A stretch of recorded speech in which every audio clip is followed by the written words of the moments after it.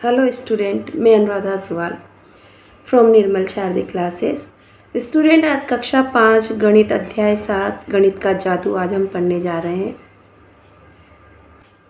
इस अध्याय में स्टूडेंट हम ये जानेंगे कि गणित में आप जोड़, घटाव और गुणा किस तरह से आप जल्दी जल्दी कर सकते हैं। यहाँ आपको जोड़ने की जो अभी तक आपने जो तरीका पढ़ा है उससे अलग, और ऐसे ही घटाव का और ऐसे ही गुणा करने का अलग तरीका है।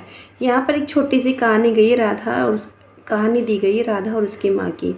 राधा और उसकी माँ दोनों बाजार जाते हैं और सेब खरीदते हैं, जैसा कि यह पिक्चर में दिखाया गया है।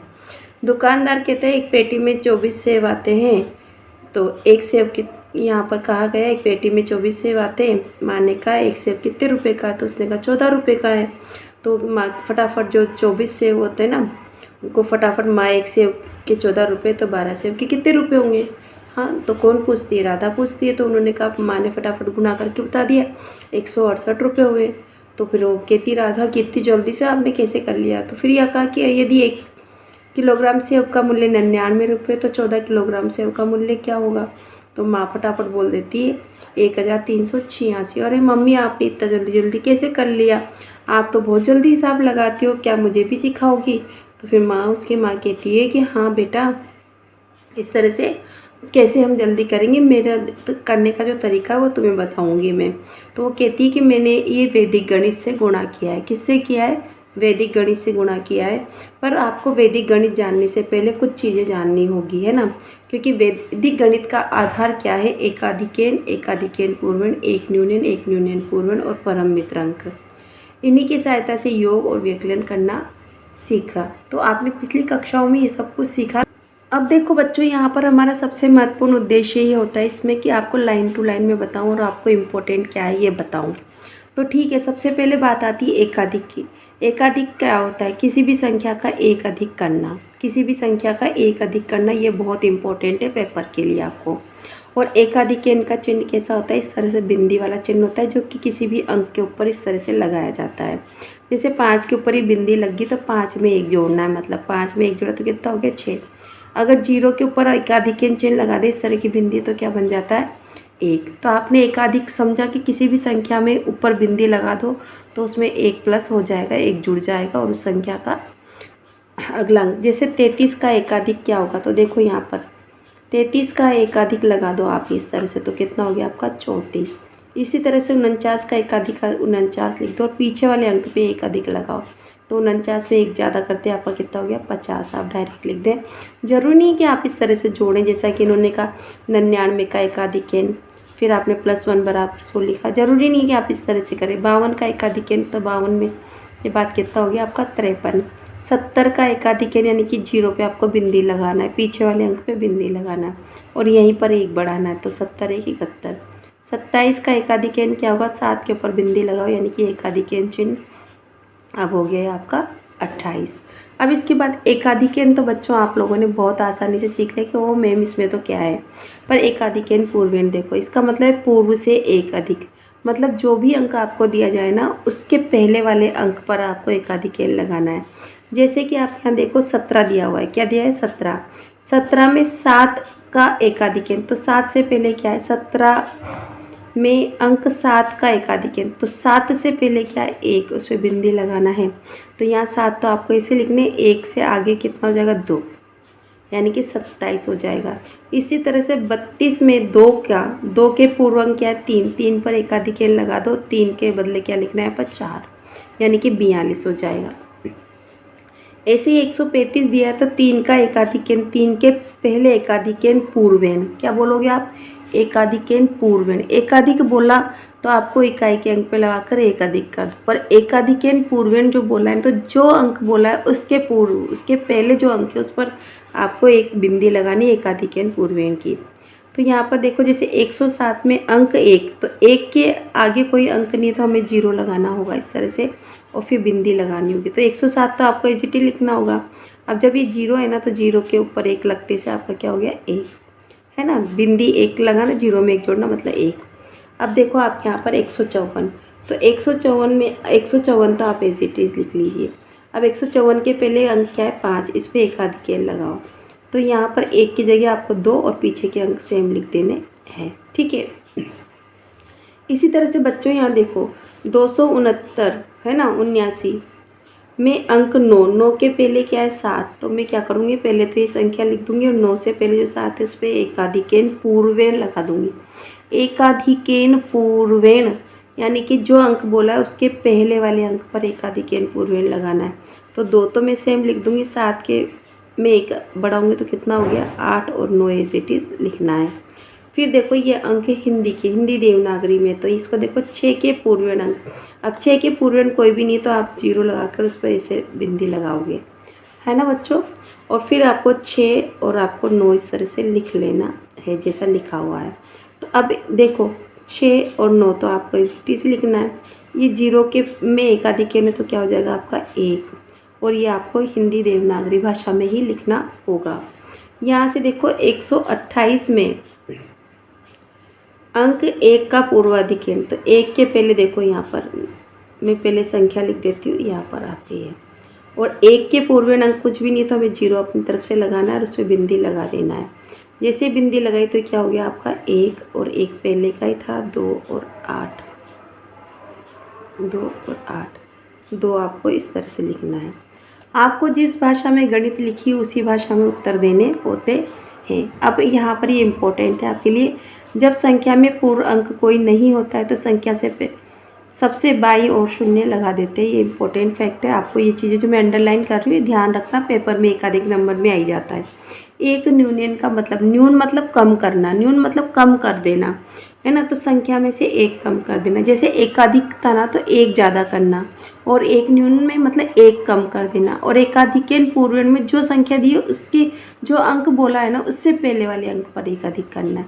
वो इकाई का अंक हो सकता है, दहाई का हो सकता है, सैकड़ा, हज़ार, किसी का भी हो सकता है। ठीक है। तो एक न्यून का अर्थ है किसी संख्या से 1 कम करना। आपसे पूछा जा सकता है। और एक न्यून का चिन्ह हमेशा संख्या के नीचे लगता है। एकाधिकेन में अंक चिन्ह ऊपर लगता है। जैसे सपोज करो मैंने कहा 9 पे एकाधिकेन लगाओ तो इस तरह से लगाओगे, पर मैंने कहा 9 पर एक न्यूनयन लगाओ तो आप नीचे लगाओगे। समझ गए ना आप अच्छे से। चलो, एक न्यूनयन का चिन्ह हमेशा नीचे लगता है। कहाँ लगता है? नीचे की तरफ, संख्या अंक के नीचे, है ना। अब देखो बच्चों यहाँ 9 का एक न्यूनयन बताना है, तो 9 में न्यूनयन नीचे लगाना है। 9 में से 1 कम करेंगे तो 8। इसी तरह से 20 में एक न्यूनयन लगाना है तो 0 के नीचे आप न्यूनयन लगाओगे। तो एक 20 में से 1 कम करोगे तो क्या होगा 19, है ना, 19। इसी तरह से 45 का एक न्यूनयन यानी कि आपको 5 के 62 एक न्यूनयन चिन्ह लगाना होगा। तो 45 में से 1 कम करेंगे तो उत्तर क्या होगा आपका 44। आ रहा है ना आपको समझ में बच्चों।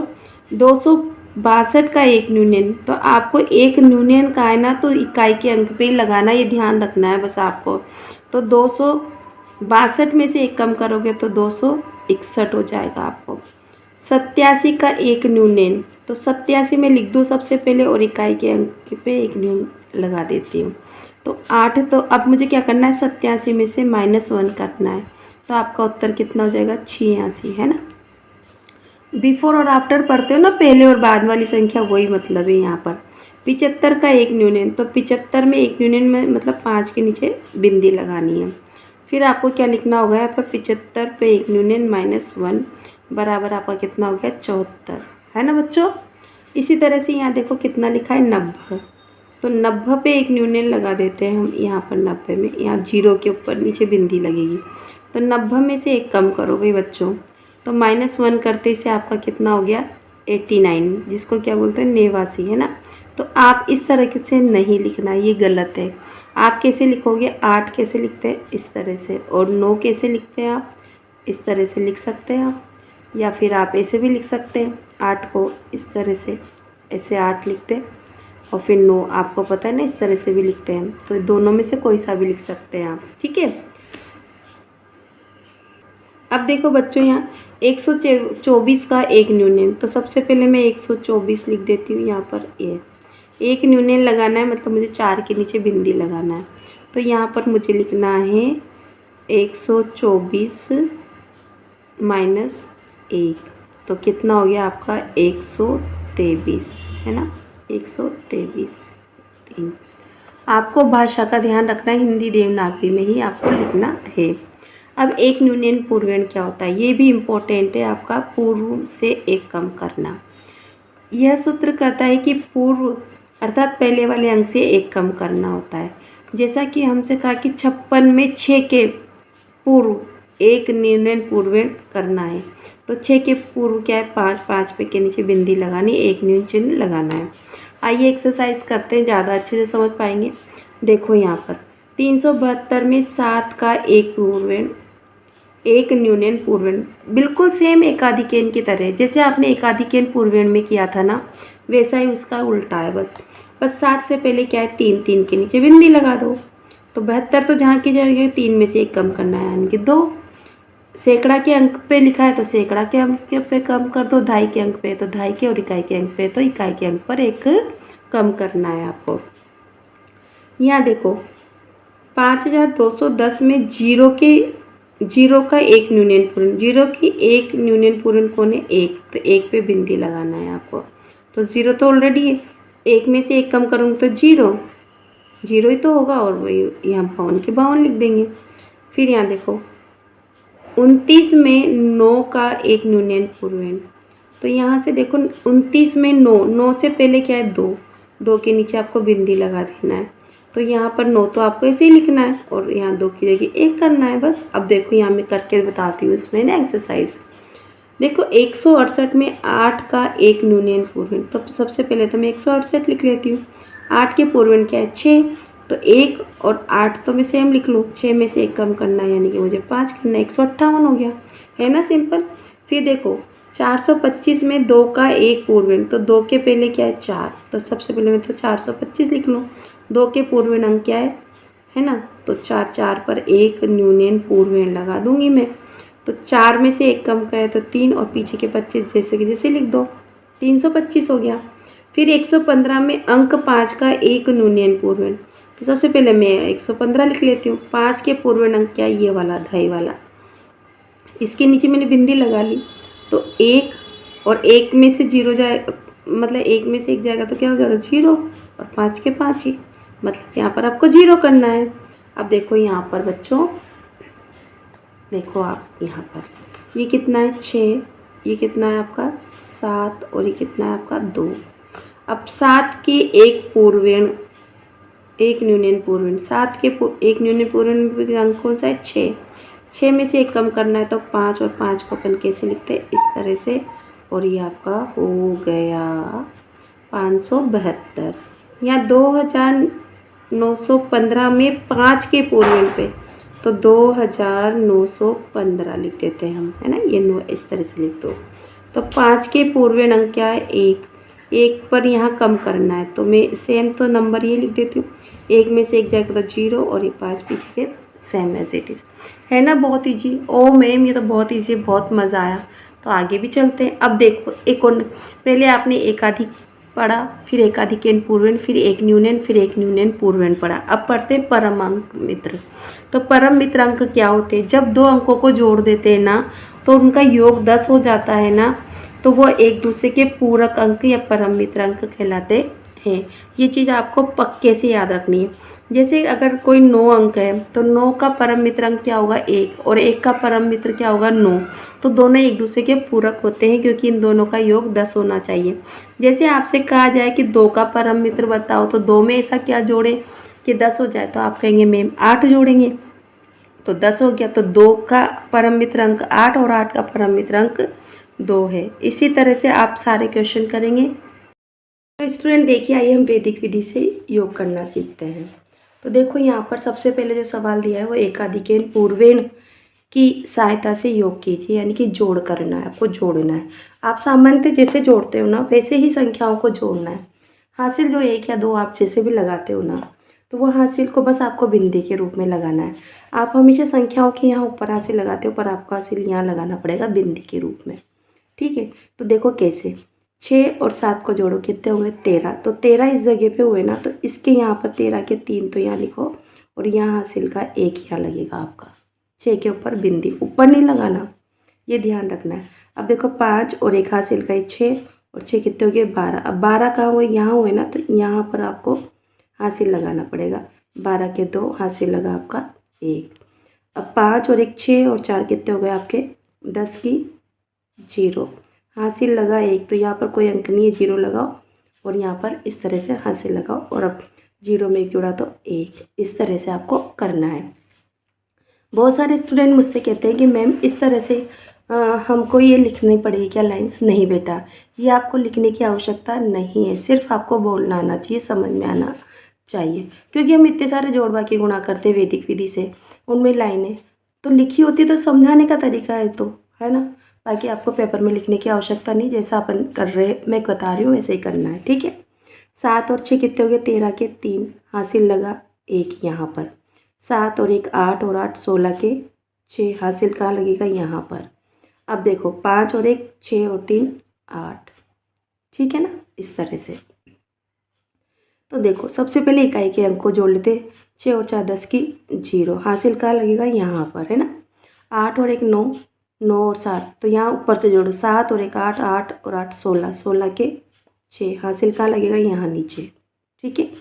5 अब हम किसके सैकड़ा के अंक कर रहे हैं ना, जोड़ रहे, तो 5 और 1 6 और 4 11 का 1 हासिल लगेगा कहाँ यहाँ 0 लगाकर या बिंदी लगाओ और फिर 1 लिखो। इस तरह से आप डायरेक्ट नहीं लिख सकते, बस थोड़ा सा यही ध्यान रखना है ना। अब देखो 0 में 4 जोड़ोगे तो 4 ही आएगा, तो यहाँ पर आपको कोई बिंदी लगाने की ज़रूरत नहीं। 3 और 2 5। देखो जब 10 या 10 से ज़्यादा होंगे तभी तो आप हासिल लगाते हो ना, तभी बिंदी लगानी है, ठीक है। 7 और 3 10 की 0 हासिल लगेगा यहाँ पर 1। इस तरह से 0 में 1 जोड़ा 1, ठीक। अब देखो 1 और 9 कितने हो गए 10 की 0 हासिल लगा 1, है ना। बिंदी मतलब एकाधिकेन पूर्वेण लगाया आपने। क्या लगाया? एकाधिकेन पूर्वेण। 0 0 में 1 जोड़ा 9 और 0 में 1 जोड़ा 1 1 और 8 कितने हो गए 9। 5 और 6 कितने हो गए 11। आपको यहाँ पर लगाना है एकाधिकेन पूर्वेण। कितना हो गया आपका यहाँ पर 1, ठीक।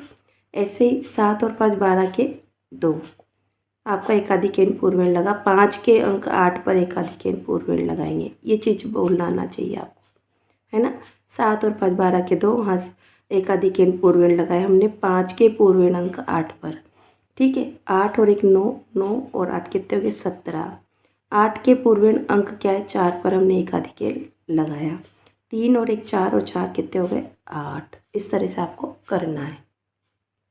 अब स्टूडेंट देखो वैदिक विधि से आपको घटाव करना है, ठीक है। तो आइए करते हैं, हम प्रैक्टिस करते हैं यहाँ से, है ना। 6 में से 6 जाएगा 0, ठीक है। 1 में से 2 नहीं घटाया जा सकता, अतः 2 के पूर्वेण 1 के पूर्वेण अंक 8 पर एक न्यूनयन पूर्वेण का चिन्ह लगाएंगे, ठीक है। क्यों लगाया? क्योंकि हमें धाई उदाहरण ली थी। जैसे आप करते ना तो आप क्या कहेंगे कि आप है ना यहाँ इस 2 का परम मित्र अंक क्या है 8। 8 में 1 जोड़ेंगे कितना हो गया यहाँ पर 9। सामान्यतः भी देखोगे तो ये कितना हो 11 11 में से 2 गए तो कितने बचे 9। इस तरह से आपको ध्यान रखना है। अब 8 न्यूनयन लगा हुआ है तो 8 न्यूनयन का मतलब क्या हो गया 7। 7 में से 3 गए तो कितने बचे 4, ठीक। नहीं समझ में आया? प्रैक्टिस करो। देखो बच्चों 5 में से 9 नहीं घटाया जा सकता, अतः 9 का परम अंक मित्र कितना होगा 1। 1 में 5 जोड़ेंगे तो कितने हो गए 6। अब 5 के पूर्वेण अंक 3 पर एक न्यूनयन चिन्ह लगाएंगे। 3 न्यूनयन का मतलब कितना हो गया 2। 2 में से 5 नहीं घटाया जा सकता तो अपन क्या करेंगे 5 का परम मित्र अंक कितना लेंगे 5। 5 में 2 जोड़ेंगे कितना हो गया 7। ये लैंग्वेज लिखने की ज़रूरत नहीं है आपको, सिर्फ आनी चाहिए। फिर यहाँ पर 3 के पूर्वेण अंक 9 पर एक न्यूनयन चिन्ह लगाएंगे। अब 9 न्यूनयन का बराबर कितना हो गया 8। 8 में से 4 गए तो क्या बचे आपके 4। अब सिंपल सवाल चेक कर लो। 15 में से 9 गए तो 6, यहाँ पर 12 12 में से 5 गए तो 7 और यहाँ पर 8 रह गया। 8 में से 4 गए तो 4। ये आपको समझ के सिंपल लगाना है, बस एक न्यूनयन का चिन्ह लगाना नीचे इस तरह से। 5 में से 9 नहीं घटाया जा सकता। 9 का परम मित्र अंक क्या है 1। 1 में 5 जोड़ा कितना हो गया 6। 5 के पूर्वेण अंक 5 पर हमने क्या किया एक न्यूनयन चिन्ह लगाया।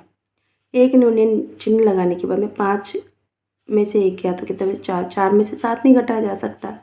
अतः हम क्या करेंगे 7 का परम मित्र अंक 3, 3 में 4 जोड़ेंगे तो कितने हो गए 7। फिर 5 के पूर्व अंक 3 पर एक न्यूनन चिन्ह लगाएंगे। एक न्यूनन चिन्ह का मतलब हो गया यहाँ पर 2, 2 में से 1 गया तो 1। अब आप बताओ बच्चों, मुझे 2 में से 4 जाएंगे क्या? नहीं, नहीं जाएंगे।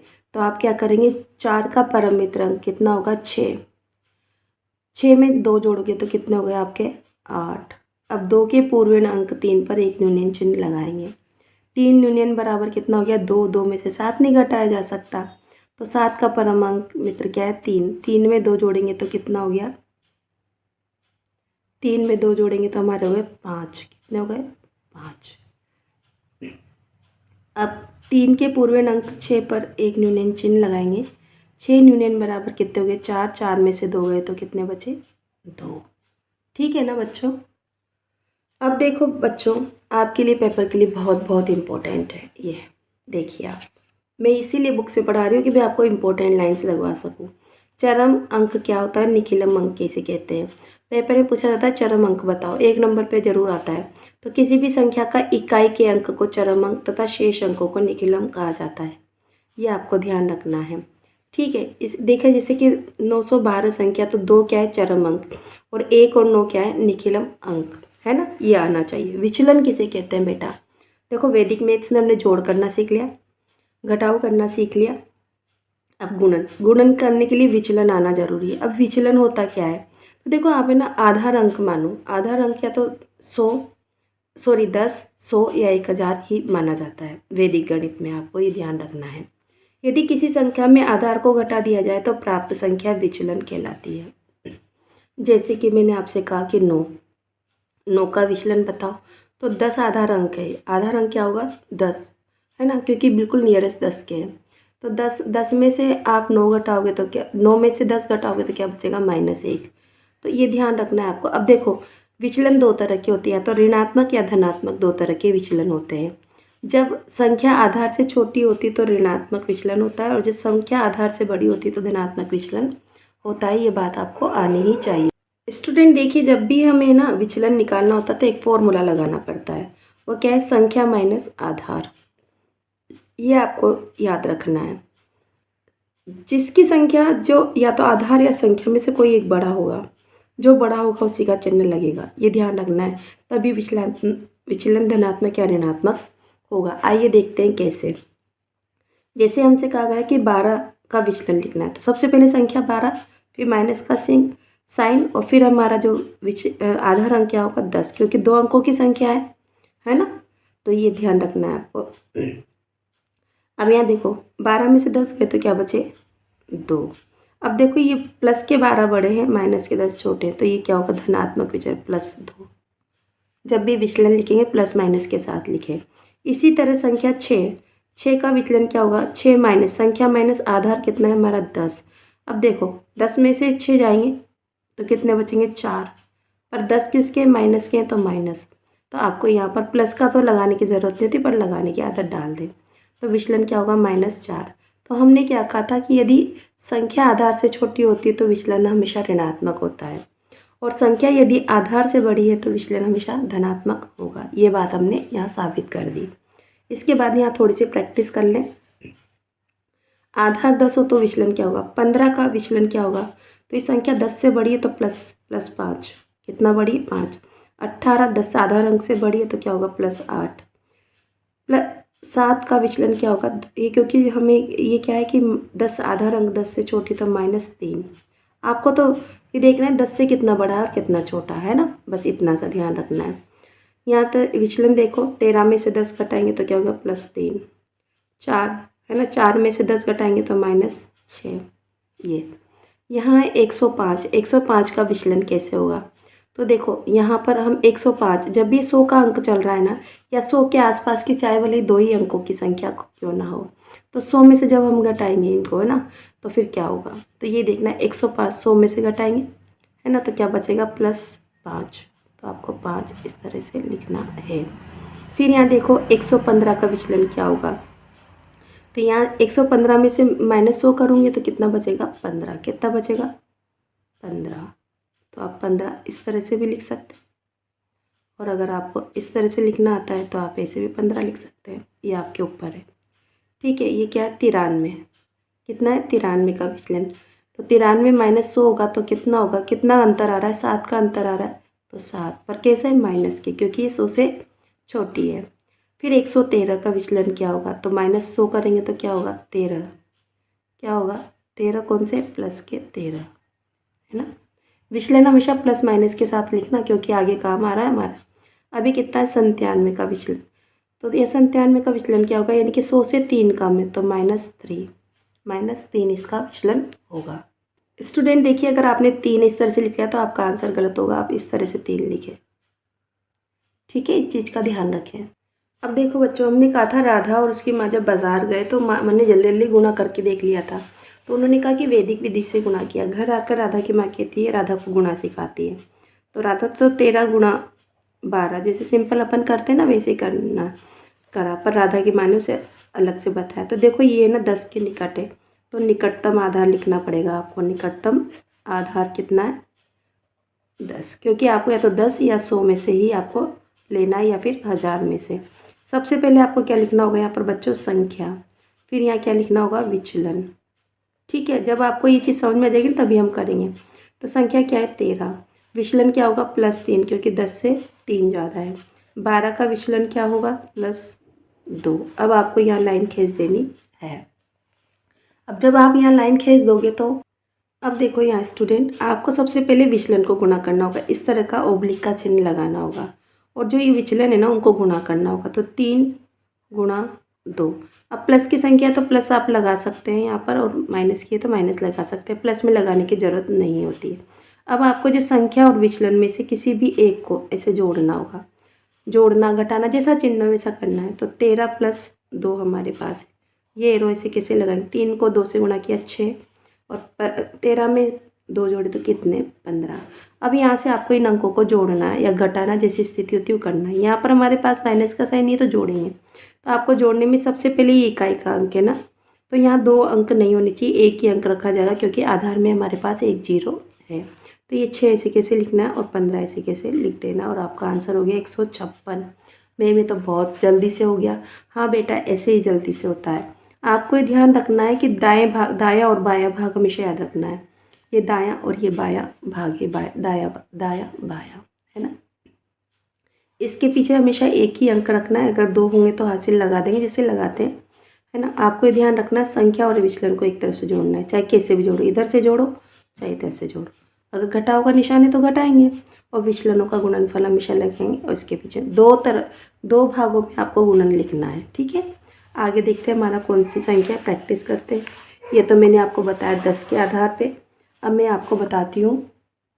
अब देखो हमारा एक और उदाहरण है 13 गुणा, मैं आपको यहाँ से बता देती हूँ, 13 गुणा 7। अब वैदिक विधि से आपको गुणा करना है। तो सबसे पहले आपको क्या लिखना बताया था मैंने आपको, संख्या। फिर इधर विचलन, 2 भागों में लिखना है ना। आधार अंक हमारा क्या है, यहाँ पर लिख लो। निकटतम आधार क्या है, आधार अंक हमारा 10 पे चलेगा, क्योंकि 13 और 7 10 के पास में है। ठीक है, संख्या कितनी है 13। 13 का विचलन क्या होगा +3, है ना। 7 का विचलन क्या होगा -3। ठीक है, अब मैंने आपको समझाया कि पीछे वाली जो संख्या होती है इन्हें गुणा करना होता है। तो आपको सबसे पहले ओब्लिक, -3 गुणा प्लस के 3 कितना हो गया यहाँ पर -9। एक काम तो ये पूरा हो गया। इधर देखो, यहाँ पर या तो संख्याओं को जोड़ो या घटाओ। तो यहाँ पर मैं ऐसे एक ही जगह आप फिक्स कर लो कि ऐसे करना है। तो 13 - 7 सॉरी 3 लिखे ना। तो 13 में से 3 गए तो कितने बचे 10, आपने यहाँ लिख लिया। 10 - 9, जब भी यहाँ संख्या माइनस में होगी तो आपको धाई उधार लेनी पड़ेगी। और धाई कितना उधार लेंगे, जितने आधार में 10 आधार है तो 10, अगर 100 आधार है तो 100 आपको सीधे उधार लेने होंगे। तो यहाँ पर देखो, यहाँ पर क्या होगा, 10 की जगह क्या रह जाएगा, यहाँ 10 - 1 कर दो, क्योंकि धाई उधार ले रहे, और यहाँ क्या हो जाएगा 10 - 9। तो यहाँ इन दोनों को सोल्व करना है। यहाँ कि 10 में से 9 गए तो 1, और 10 में से चूँकि 1 हम इधर दे चुके हैं तो कितने बचे 9। अब हम उत्तर की जांच कर लेते हैं। देखो यहाँ पर 13 का पहाड़ा 7 बार बोल के देखो, 7 13 91, मतलब हमारा उत्तर बिल्कुल सही है। अब देखो स्टूडेंट, यहाँ पर 105 को गुणा करना है हमें 106 से, पर कौन सी विधि से? सूत्र निकलम से। मैं यहाँ अच्छे से लिख लेती हूँ, 105 को गुणा करना है 106 से। तो देखो 3 अंकों की संख्या, तो निकटतम आधार हमारा कितना होगा? 100। इतना तो आपको अच्छे से आ ही गया होगा। तो यहाँ पर सबसे पहले आपको संख्या लिखना है, बिल्कुल पेपर में जैसे मैं बोल रही हूँ ना वैसे ही करना है ना, विचलन। तो 105 का विचलन कितना हो गया? +5, क्योंकि 100 घटाएंगे इसमें से। 106 का विचलन क्या हो जाएगा? +6। चलो करते हैं। अब देखो आपको ये एरो लगाना है इस तरह से, 5 और 6 को गुणा करेंगे, प्लस के इसलिए साइन लगाने की ज़रूरत नहीं है। और यहाँ पर क्या करेंगे? इस तरह से जो साइन लगा, तो 105 संख्या और विचलन को जोड़ेंगे, यहाँ पर +6। तो 105 में 6 जोड़ेंगे तो कितना हो गया? 111 ओब्लिक 5 को 6 से गुणा करेंगे, कितने हो गए हमारे? 30। अब स्टूडेंट यहाँ पर हमें क्या करना है? एक चीज़ ध्यान रखना है, हमारे आधार अंक 100 है ना, तो पीछे वाले जो दो भाग में गुणन होता है ना, तो पीछे के अंकों में 2 अंक आपको साथ में रखने हैं। अगर 3 होते तो हासिल लगा लेते हैं। तो यहाँ पर 30 को डायरेक्ट लिखना है और 111 को यहाँ पर ऐसे कैसे लिखना है, यानी कि संख्या होगी 11,130। आपका उत्तर आ गया। हम उत्तर चेक कर लेते हैं एक बार। देखो ये 11,130 सही है ना। अब चलो दूसरा करते हैं एक और सवाल। अब देखो बच्चों, यहाँ पर उदाहरण 112 गुणा 90। ठीक, इसको कैसे करेंगे? तो यहाँ पर देखिए संख्या, ये इसलिए बता रही हूँ कि बेटा अलग टाइप का है। जब अलग टाइप का होगा ना तो एक एक तो मुझे बताने ही पड़ेंगे। तो संख्या 112 का विचलन क्या होगा? +12। 90 का विचलन क्या होगा? आधार कितना है हमारा? 100। कितना है? 100। तो ये क्या हो जाएगा? -10। चलो करो, ओब्लिक 12 गुणा -10। ठीक है, और यहाँ इसको इस तरह से 112 - 10। ठीक है ना।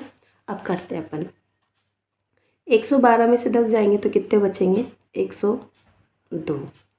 और 12 को 10 से गुणा करेंगे तो कितने हो गए? 120। और साइन किसका है? माइनस का। अकेला माइनस होता है तो माइनस की संख्या आएगी। अब देखो यहाँ 3 अंक हो गए तो ये नहीं कर सकते अब अपन को यहाँ से क्या करना होगा कि धाई उधार लेनी होगी। धाई नहीं, सैकड़ा ही उधार आएगा, क्योंकि आधार अंक 100 है तो 100 ही उधार लेने। तो यहाँ से एक कम करना है, तो 102 में से तो मैं एक कम कर दूँगी, क्योंकि मैं उधर दे रही हूँ ना। अभी यहाँ मैं क्या करूँगी? 100 - 120। ठीक, अब इधर कितना बचा? 101। और इधर कितना बचा? -20 बचा ना। फिर से -20 बचा। तो अब क्या करें मैम? ऐसी स्थिति में करेंगे ना, अभी शांति तो रखो। तो देखो यहाँ पर देखो आप, फिर 100 में से हम क्या करेंगे? यहाँ पर -1 करेंगे, क्योंकि यहाँ पर हम फिर से 100 उधार लेंगे। 100 में से फिर -20 घटाएंगे, तो यहाँ 100 में से 1 गया तो कितना बचा? 99 है ना। इसको काट देते हैं अपन, यहाँ कर देती हूँ ना 99। ठीक है, और 100 में से हमारे जो 20 गए तो क्या बचा? 80। सॉरी 101 में से 1 जाएगा तो यहाँ कितने बचेंगे? 100। कितने बचेंगे? 100। अब ये 2 अंक रह गए, प्लस के हो गए भी। जब प्लस के आएंगे तभी हमें उत्तर छोड़ना था। हमारा हो गया यहाँ पर ये आंसर कितना हो गया? 10,080 हमारा उत्तर है। ठीक है ना बच्चों, प्रैक्टिस करोगे कम से कम 15-20 सवाल आपको करने होंगे, तभी आप सक्सेस हो पाएंगे, है ना। इस तरह से स्टूडेंट हमने अध्याय 7 गणित का जादू, जहाँ पर हमने वैदिक गणित के बारे में सीखा। एकाधिक पूर्वेण, एक न्यूनेन पूर्वेण। इसके साथ में हमने विचलन, चरम अंक, निखिलम अंक के बारे में जाना और वैदिक विधि से गुणा किया। ये इंट्रोडक्शन परिचय है, इसका पार्ट 1 कंप्लीट किया है। सेकेंड वीडियो में हम इसके आगे के क्वेश्चन सोल्व करेंगे। Thank you for watching my channel.